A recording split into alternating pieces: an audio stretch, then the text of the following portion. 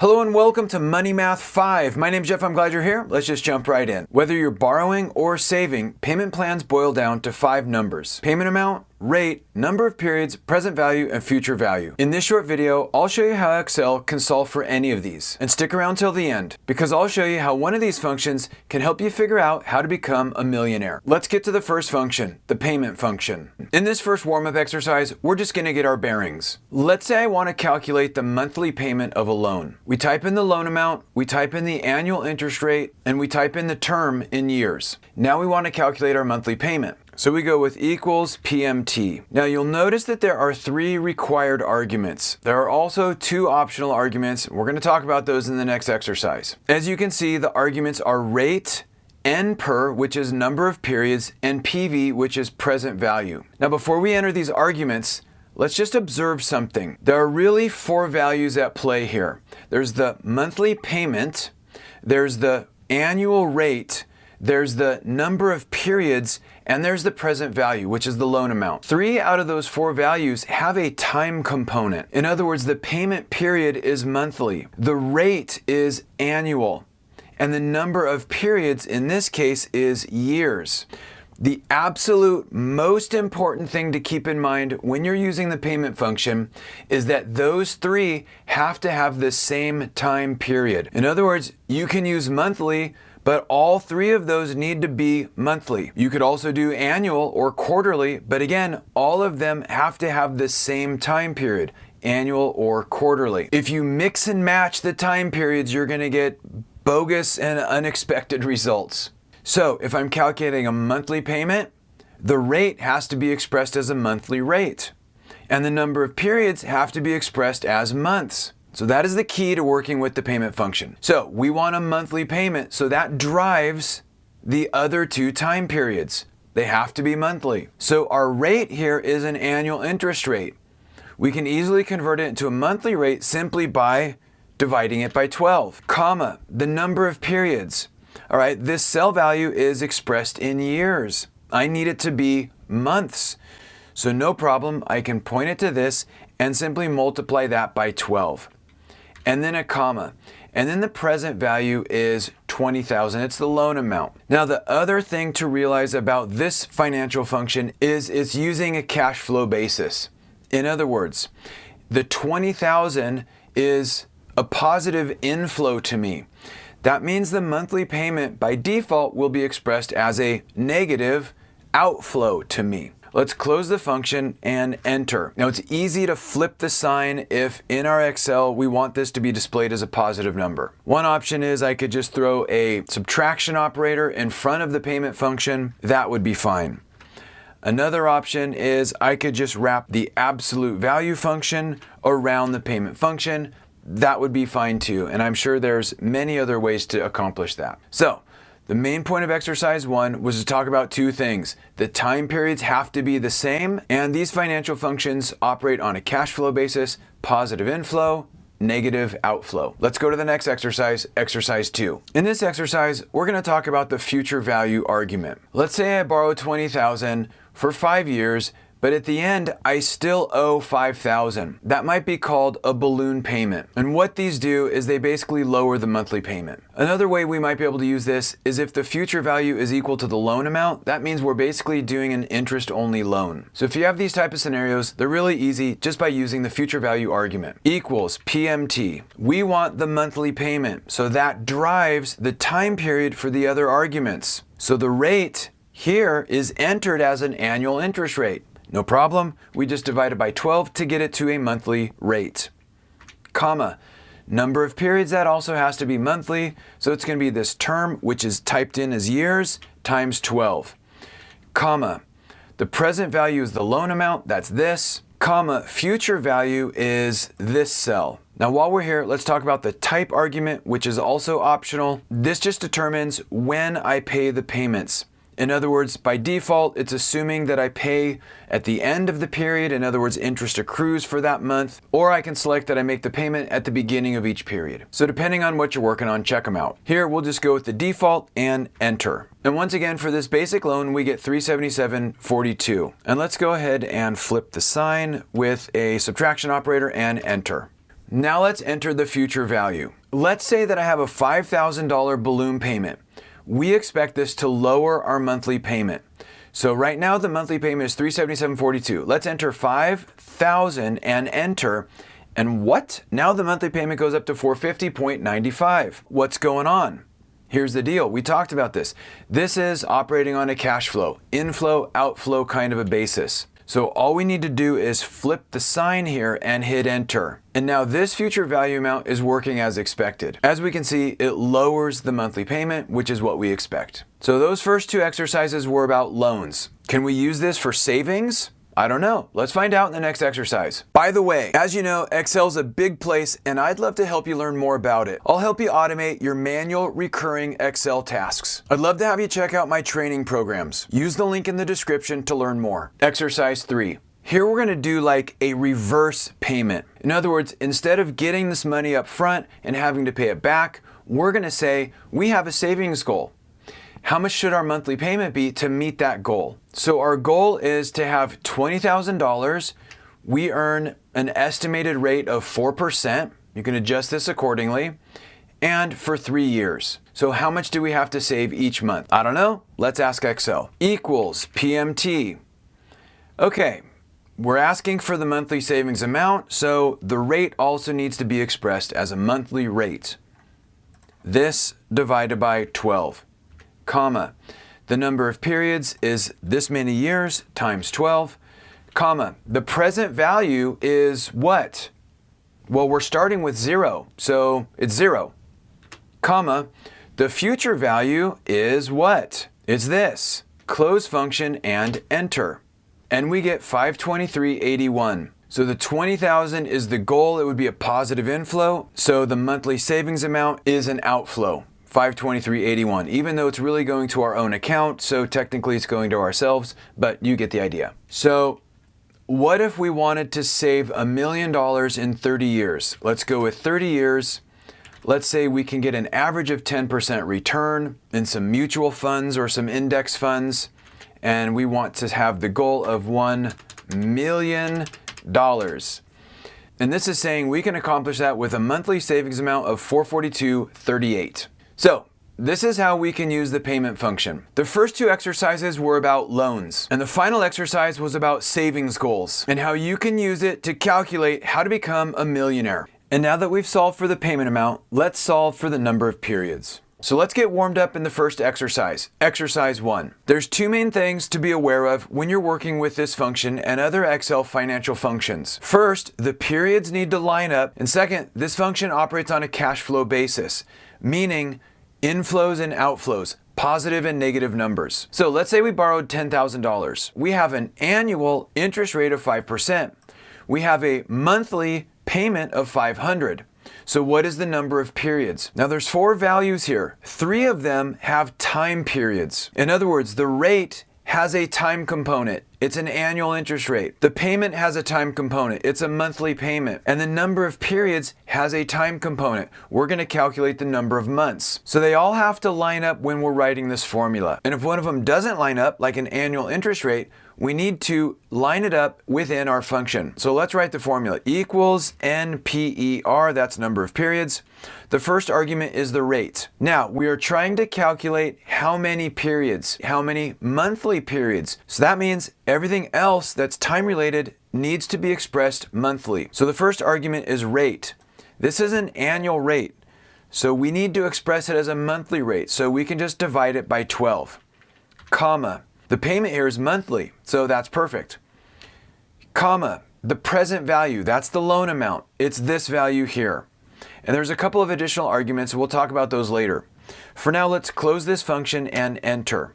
And we get about 21 months. So the first thing to be aware of is that our time-bound values have to be in alignment. In this case, it's monthly. We could also do quarterly or annual. We just have to make sure they're consistent. And the second thing to be aware of is this positive inflows and negative outflows. The loan here is a positive inflow to me, right? I just got the money. The subsequent monthly payments are outflows to me, so this needs to be expressed as a negative number. If we flip the sign, we're going to get a bogus or unexpected value. So it's important to keep this in mind. Now that we're warmed up, let's go to the next exercise. Exercise 2. In this exercise, we're going to assume there's a future value amount. What might that be like? Well, it might be like I borrowed $10,000, but at the end of the loan term, I'm still going to owe some balance. Maybe $1,000. And that's often called a balloon payment. And that can typically reduce the monthly payment or shorten the loan period. Equals NPER. Okay, the rate is here. But again, we're doing monthly payment and we want to find the number of months. So these time periods need to be consistent. So I'm simply going to divide this by 12. Comma. The monthly payment is here. It's a negative outflow.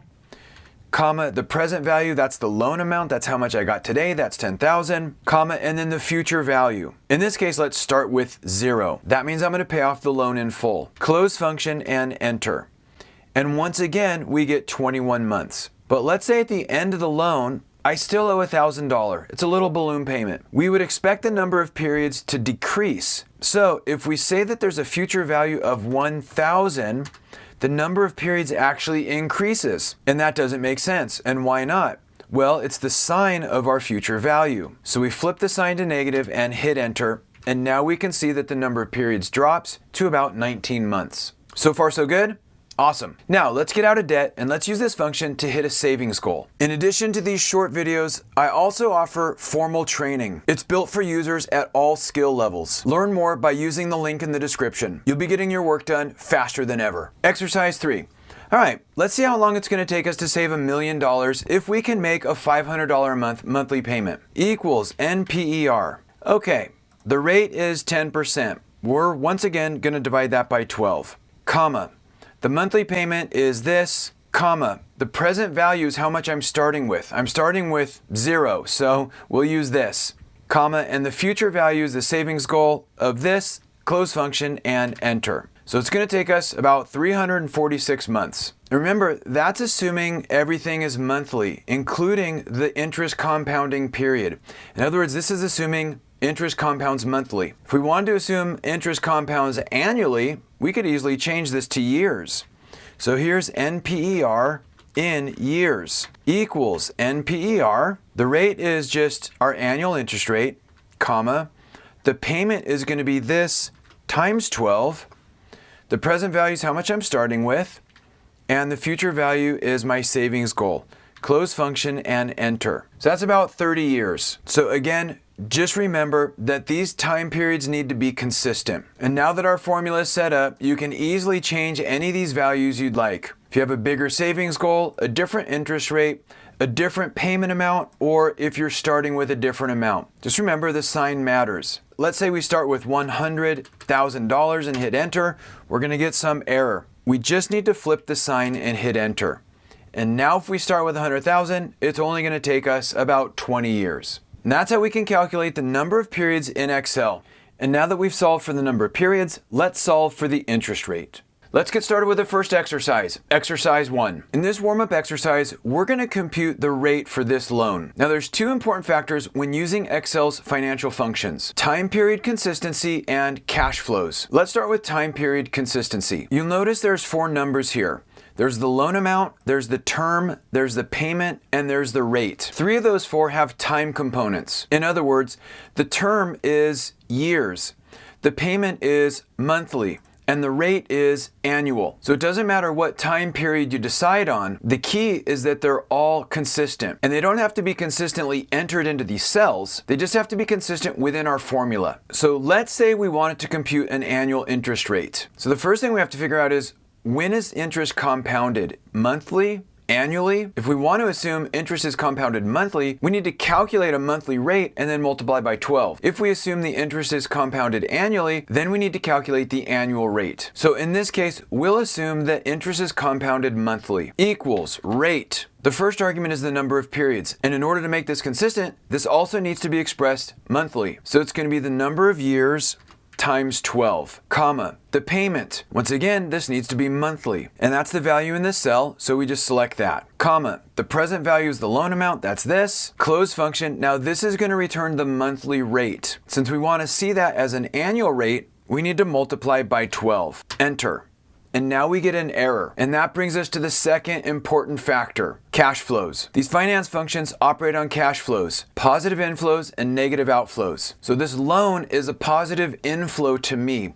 That means the subsequent payments need to be outflows or expressed as negative numbers. So I simply need to flip the sign and hit enter. And now that error goes away. So this is how you solve for the rate of a basic loan. Now, if I wanted to assume that interest compounds annually instead of monthly, here's how I'd change this formula. Equals rate. The number of periods is this, annual, comma. The payment is this times 12, again, annual, comma. The present value is this. Close function and enter. So, again, the time periods need to be consistent and we need to operate on a cash flow basis. Positive inflows, negative outflows. Let's go to the next exercise, exercise 2. Now, what if we wanted to account for a future value, like a balloon payment? Well, for that, we just need to use the optional future value argument. Let's see how it works. Equals rate. Here we're going to assume interest compounds monthly, so we need to get all of this into months. So the number of periods is this, times 12. The monthly payment is this. The present value is this. And the future value is this. Close function, and that's going to give us a monthly rate. We want this expressed as an annual rate, so we're going to multiply by 12. And we get 7%. But what if there's a balloon payment at the end of this term? Let's say we're still going to owe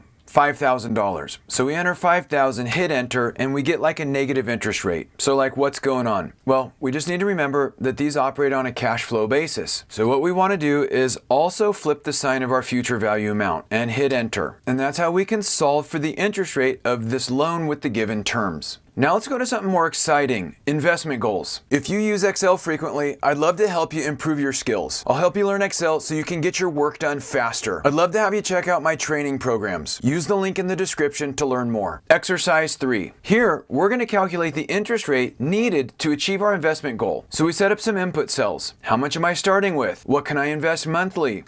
How long? And what's my target? So to figure out what interest rate we need to achieve this goal, here's what we do. Equals rate. We're going to assume interest compounds monthly. So our number of periods also have to be monthly. It's this number of years times 12, comma. The payment needs to be monthly, which it is, comma. The present value is how much I'm starting with. I'm starting with 0, so we'll use that, comma. And what's the future value? This is our investment goal. It's this. Close function. That's going to give us a monthly interest rate, so we multiply by 12. Enter. So, if we can get a 10% interest rate, and we start with 0, and we can contribute $450 a month, boom! After 30 years, we'll have $1 million. Now what if I'm starting with something? Let's call it 100,000. 100,000, enter. And once again, we get this error, but we know why. We just need to flip the sign. Cruise over here, flip the sign, hit enter, and now we can achieve our goal if we can get a 6% interest rate. And that's how we can use the rate function to solve for interest rate on loans or these types of investment goals. And now that we've solved for the interest rate, let's solve for the present value. Let's get to the first exercise, exercise 1. Let's say you're registering for some type of subscription service. In this example, we'll use a gym membership. They give you two options. The first option is pay $1,000 up front for the year. The second is pay $100 a month for the year. So, which is the better deal? Well, the better deal is the one that's cheapest, but not in raw dollars. So the question is, how do we compare these given interest? In other words, what's the equivalent value of these two options right now? Well, the good news is Excel can help. We'll use the present value function. What's the present value of a series of future cash flows, like $100 a month? Let's go equals PV, that's present value. The first argument is the rate. So our interest rate is this. But here's the thing. When we work with Excel's financial functions like the PV function, we need to make sure that all of the time-based elements are consistent. In other words, the rate has to be consistent with the number of periods and the payment. So if the interest is compounded monthly, we would use monthly. If it's annual, we'd use annual. In this case, we're going to go with monthly. So our annual rate needs to be divided by 12, comma. The number of periods also needs to be expressed in months. So it's the number of years times 12. Comma, and the payment is our monthly payment, and that's this amount right here. Close the function and enter. So this is coming back as a negative number. Why is that? Well, these functions operate on a cash flow basis. So the monthly payment is positive, the present value would be negative. And let's just double check something.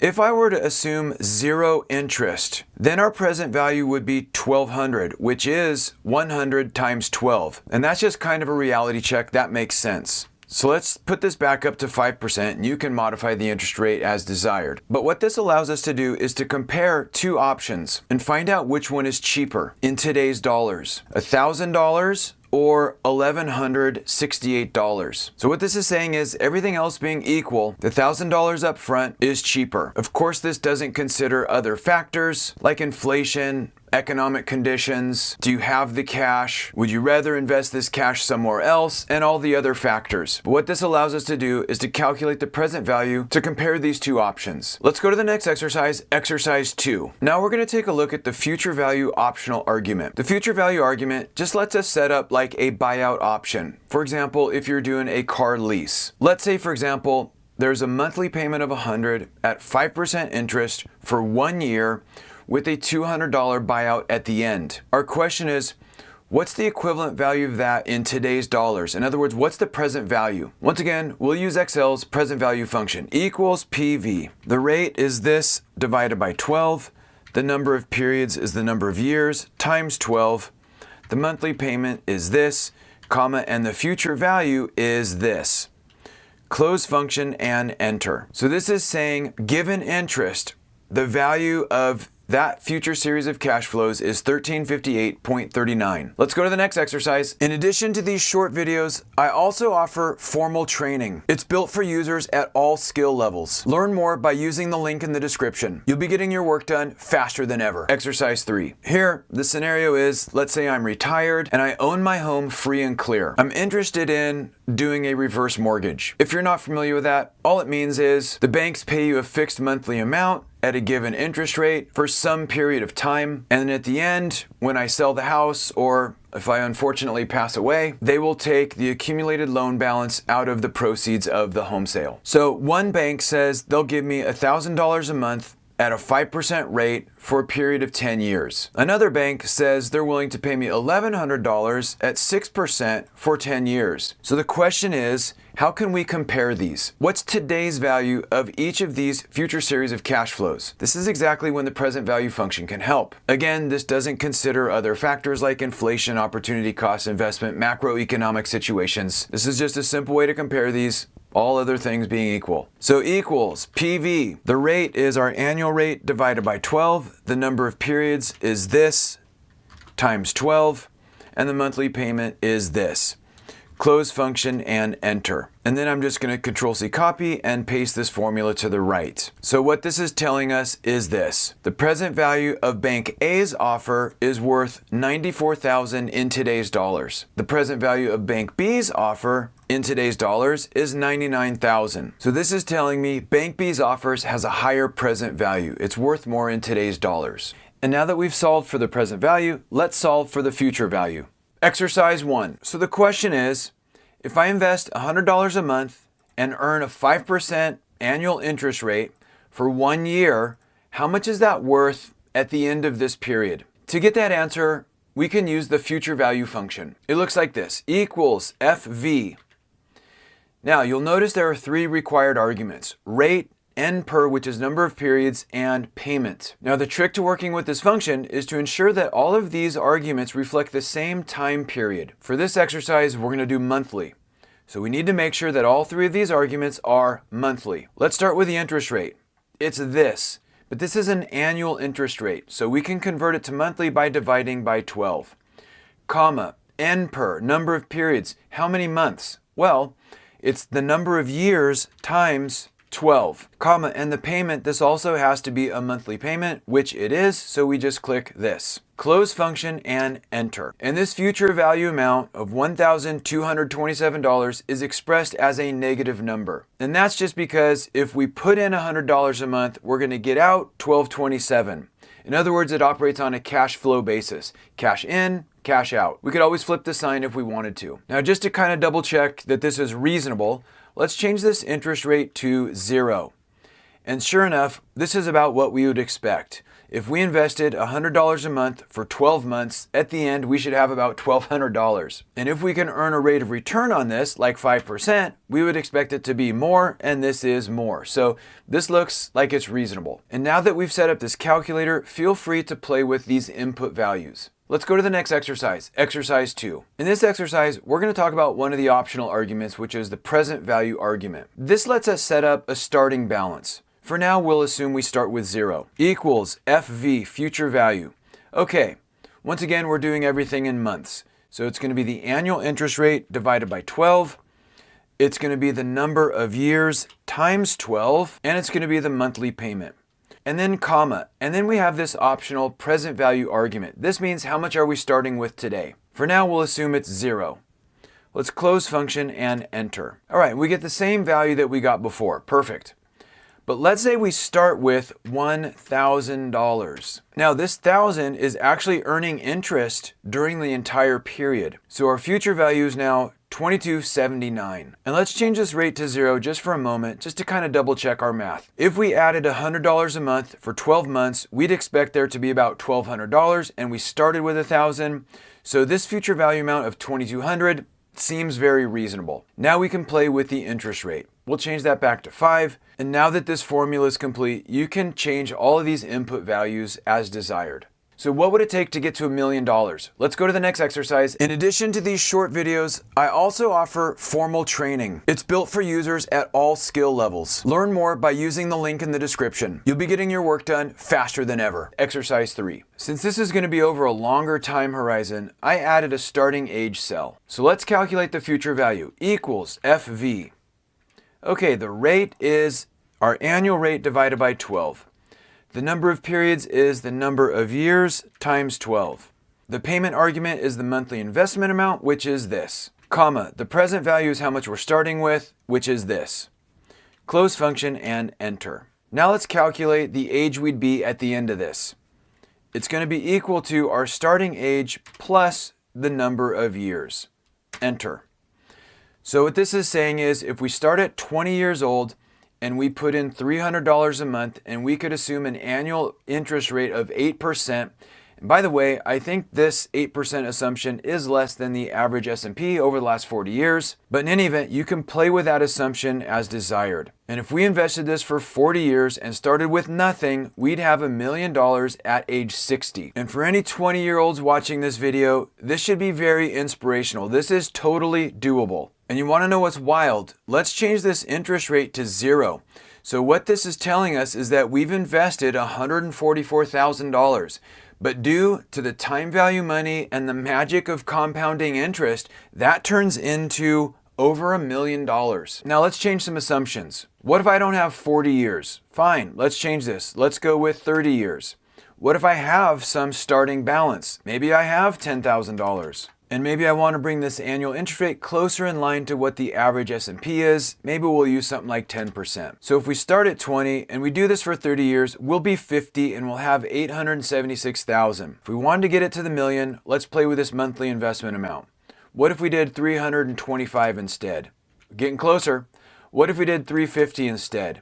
We're just about there. What if we did 375? And there we are. And you get the idea. Once these formulas are locked in, you can play with these input values as desired. So, those are 5 key Excel functions, especially when it comes to figuring out payment plans. Hopefully this has been helpful. Thanks for joining me. Have a great day. Hey Excel user, if you ever need to create summary reports, check out my pivot table for beginners video. It starts at the beginning and shows how to store the data transactions in a table and then how to summarize those transactions with a pivot table report. I hope it helps unlock the incredible power of pivot tables. This video is a production of Excel University.